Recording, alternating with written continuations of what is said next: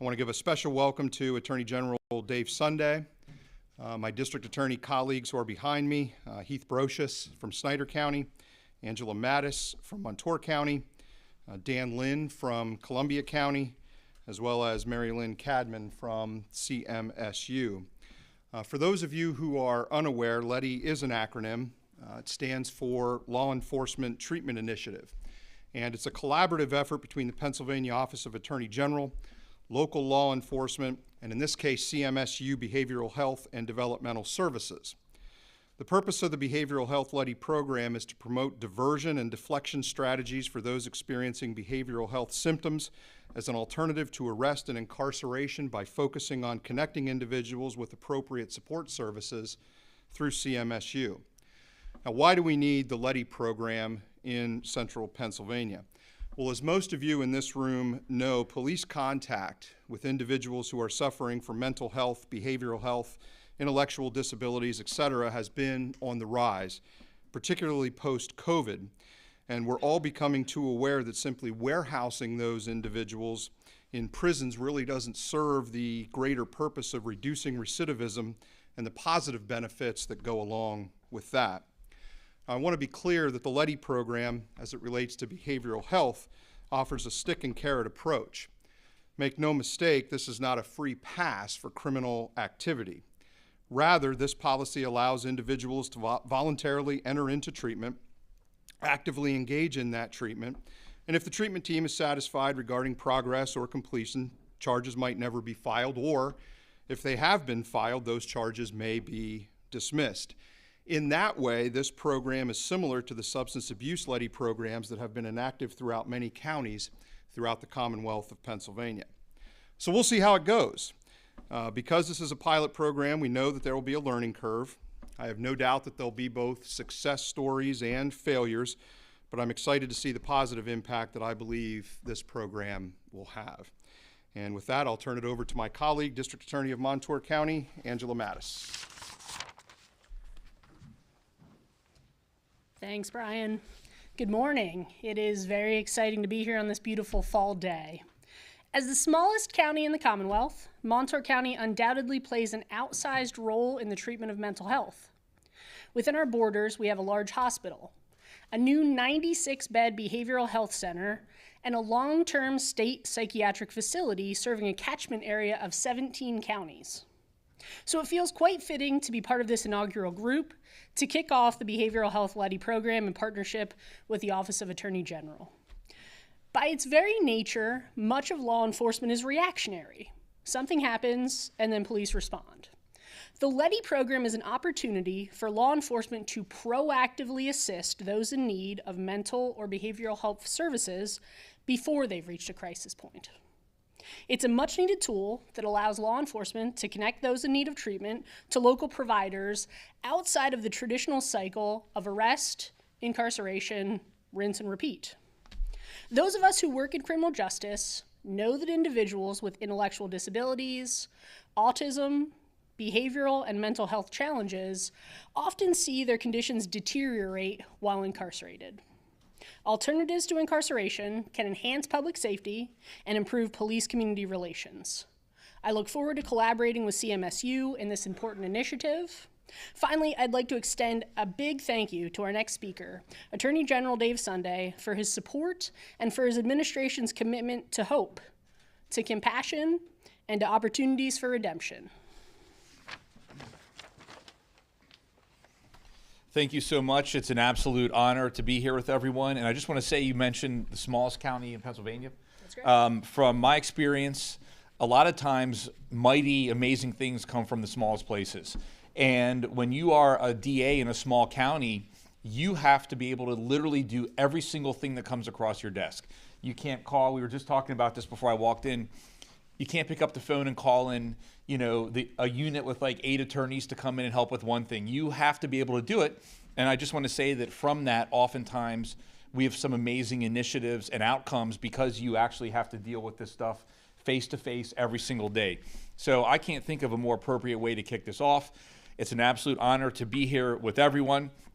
I've often said that if you don't feel safe, literally nothing else matters. And this is not simply a rhetorical sentence.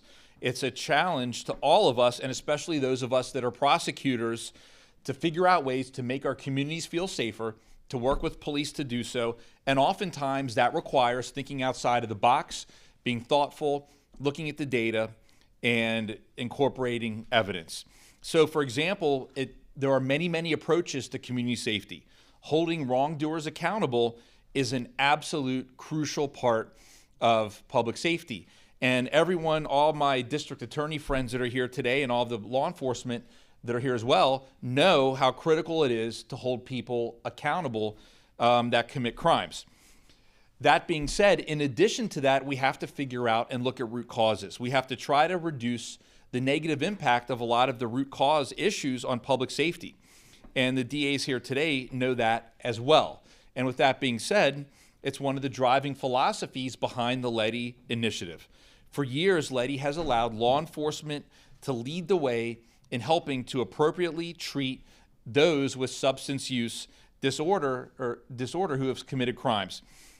This is so unbelievably important because, again, you're on the front lines of this, and oftentimes individuals with substance use disorder, the opportunity for them to obtain treatment is through connecting with the criminal justice system.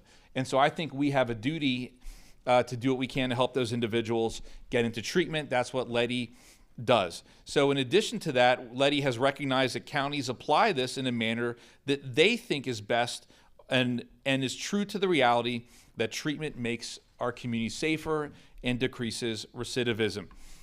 This work continues to be necessary. Consider this, that according to the State Department of Corrections, as of December 31st, 2024, nearly 65% of inmates have a diagnosed drug or alcohol problem. 65%. Now, this is not what we call a get out of jail free card. Treatment and accountability go hand in hand.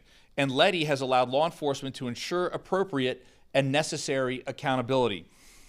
I always say that if someone breaks into my house, I want them prosecuted. But at the same time, I'd rather we be in a position as a society where no one breaks into anyone's homes. And a lot of that comes through the work that we're doing right here. Ask any prosecutor that exists. Ask them what area of the system needs improvement, and just about everyone will say mental health. There's a reason for that as well. According to the Department of Corrections, as of December 31st, 2024, nearly 38% of inmates are on the mental health roster. 38%. And 7.5% are considered seriously mentally ill. Prosecutors know that we all have to get better at treating and diverting those who have mental health or behavioral health challenges. And that diversion has to be tailored to the specific facts and circumstances of those cases. That's why I'm so excited to be here to announce our expansion of the LETI initiative with these 4 counties to include behavioral health. If we don't get better at identifying and treating those with mental health challenges, especially when they've committed crimes, then recidivism will continue and our community safety will not be maximized.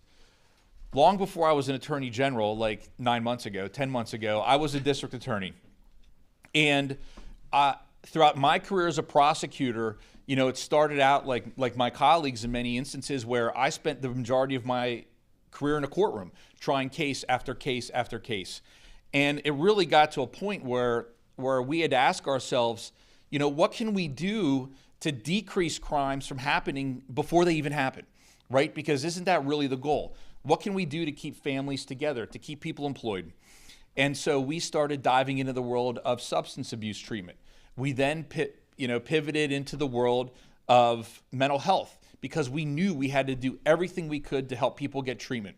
And so we started our own sort of mini LETI in a way in York, where we partnered with our local healthcare provider, WellSpan, and we created this initiative with co-responders where we found ways to sort of do soft handoffs for people to go into outpatient treatment. It has helped us tremendously in York to decrease crime. Not only that, it saved taxpayers millions of dollars with lower prison costs. It has saved our healthcare system millions of dollars by less people going into the ER.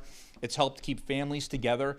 And I can tell you right now that if you look at some of the most serious crimes in all of our community, and you work back through that person's life, in many cases, you'll find that at some point that individual had a mental health crisis and connected with the criminal justice system, and nothing ever happened. No one ever tried to help get that person treatment. They ended up in a prison cell for a little bit. They came out of the prison cell and they were in a worse place than they were before. And oftentimes the severity of the crimes has increased as a result of that. And through all of this is where my philosophy of accountability and redemption, that's where it all came from, is knowing you have to hold people accountable. But on the other hand, we have to have empathy and embrace redemption. That's the number one way that we can make our community safer. I know every DA here believes that, and that's why they've all stepped up and are leaders in this area, and everyone in their communities should be proud of them. I want to take a moment and I want to thank Representative Flick. I don't think he didn't ask me for this, but he's been a huge proponent of this and reentry and a lot of these issues we're working on. And that's unbelievably important because you have to have support from the legislature as you're working through a lot of these problems. So expanding LETI will serve as a critical foundation for us to make further improvements to our criminal justice system and how it addresses mental health. I want to assure you that we have to approach this in a smart way, one that is sensitive to victims, sensitive to families, communities, and the input and knowledge of providers who are the experts. We are taking a significant step today, building on the success of LETI so far and recognizing that we must more meaningfully address mental health within our criminal justice system. This is definitely not the last time that we will be addressing these issues. This is definitely not the last time that we will be talking about mental health in our criminal justice system. And that being said, I want to say how incredibly grateful I am for the district attorneys of Union, Snyder, Columbia, and Montour counties for coming together and being leaders in this area and really putting us in a position where hopefully people can learn from the successes. And all throughout Pennsylvania, our criminal justice system will work in a way that we identify meaningful treatment for those with severe mental health issues. I just want to say thank you for everyone for being here today. Thank you to the media for covering this. I think that, I honestly can't tell you how grateful I am for the work of everyone behind me. And I look forward to talking about its success as we move forward. So thank you so much. And next to the podium is Daniel Lynn, the Columbia County District Attorney. Thank you, sir. Yep. Thanks. Thank you. Thank you all for being here. It is no secret that one of the greatest challenges for law enforcement is dealing appropriately with individuals who are suffering from mental health issues. Especially in the smaller counties, as are represented here, every police department and every prosecutor is familiar with an individual who has cycled in and out of the county prison due primarily to underlying behavioral health issues and not criminogenic thinking. For too long, we've addressed this problem in an ad hoc manner with very limited alternatives.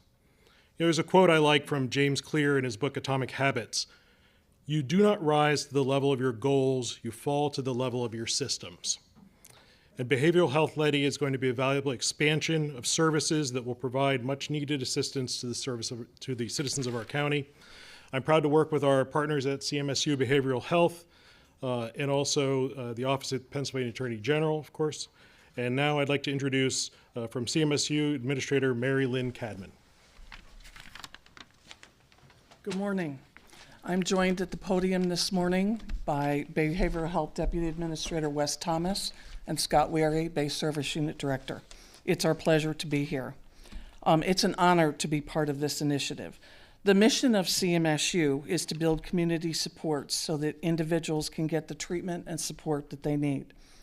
Our agency has been working with all of the community partners here today to create opportunities to divert away from the legal system.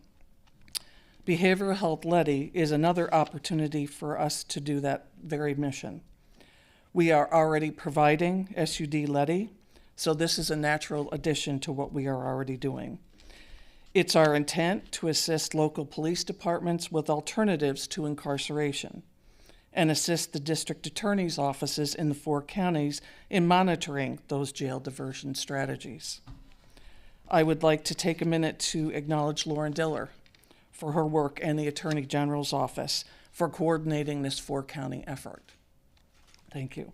It's my pleasure to introduce, last but not least, Snyder County District Attorney Heath Brocious. Ladies and gentlemen, I get the privilege, but also in some ways and shape and form, the burden of going last. I agree with everything that's been said here today, and I want to highlight some points. First and foremost, what we know based on the data is that incarceration is not mental health treatment. Individuals, as the Attorney General indicated, go into incarceration with mental and behavioral health and come out in a lot of instances with worse mental and behavioral health. LETI permits the individuals who are on scene, the individuals with the most vested in making decisions regarding treatment, but also safety, to divert individuals from incarceration into treatment. This is really important. The reason why this is really important is because everyone within the sound of my voice knows individuals that you care about who have, at one point or another in your lifetime, experienced mental and behavioral health. You know good days and you know bad days. And those of you who have dealt with this personally know how close bad days can come to the criminal justice system. That's why this program is so important. One of the things that's not been talked about are victims. This is not a program which will avoid accountability. In a lot of our cases involving mental and behavioral health, the victims are family members. They are people who care about the individual who's suffering through a crisis. They get a voice in this. The LETI program overall will have 3 separate phases, all of which integrate law enforcement and those who care about these people and their voice at different stages of that process. The goal here is to do what the families and those who care about these individuals already know. When they're being treated, they are productive members of society. They are not criminals. That's the power of this LETI program. As was mentioned by some of my colleagues, this is one of the first of its kind. We have an existing framework for the substance use LETI program as well. But changes will need to be made, and we will make them. We'll make them as a community. I am very proud to have law enforcement present in the room. I am very proud of the services that have already been committed by our CMSU. So I thank you. I believe we take questions at this point.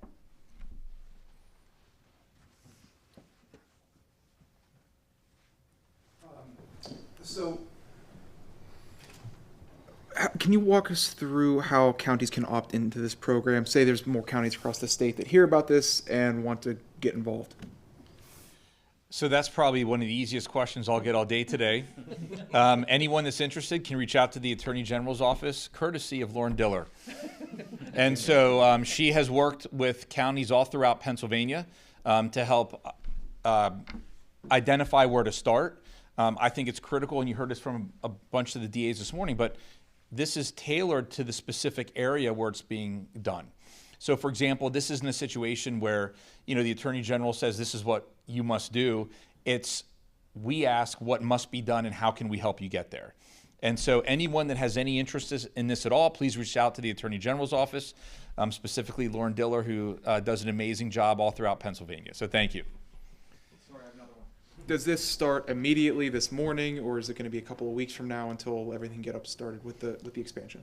So my guess is for each of the counties that it'll be a little bit of a different time frame based on the individual needs of each of the district attorneys and the individual needs of the police and all of that. I don't know if any of you would like to add to that. I think that kind of, Just briefly, I will say it starts today.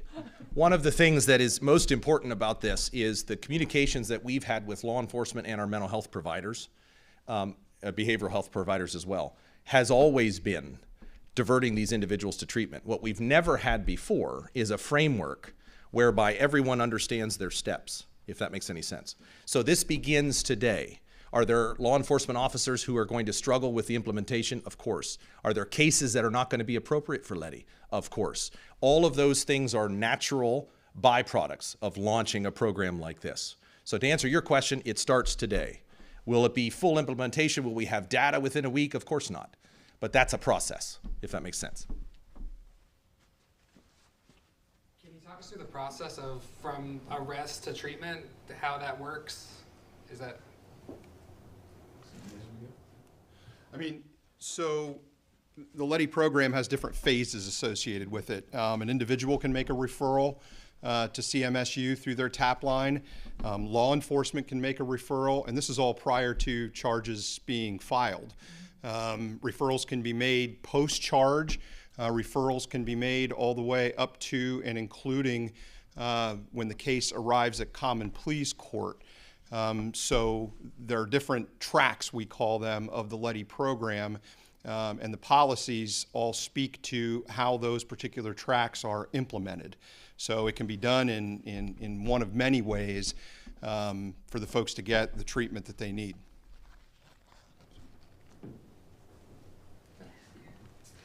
Yeah, more of a comment than a question.